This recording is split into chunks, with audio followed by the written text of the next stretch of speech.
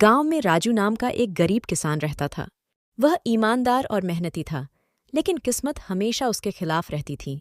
एक दिन खेत की जुताई करते समय उसे एक पुराना मिट्टी का घड़ा मिला। जब उसने घड़ा खोला तो उसमें सोने के सिक्के भरे हुए थे। राजू की आंखें चमक उठीं, परंतु उसके मन में एक सवाल उठा, क्या यह सही है? राजू अपने गांव के मुखिया के पास गया और सारा सच बता दिया। मुखिया ने घड़े को देखा और कहा, राजू, यह तुम्हारी ईमानदारी की परीक्षा है। यह घड़ा किसी पुराने राजा का खजाना हो सकता है। हम इसे राजा को सौंप देंगे। राजू सहमत हुआ और उन्होंने घड़ा राजा को सौंप दिया। राजा ने राजू की ईमानदारी से प्रभावित होकर कहा, राजू, तुम्हारी ईमानदारी ने मुझे प्रभावित किया है।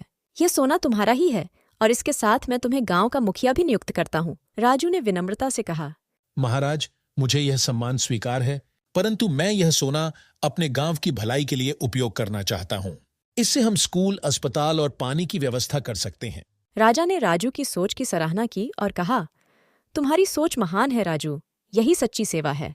राजू की ईमानदारी और सेवा भावना ने पूरे गांव को नया जीवन दिया।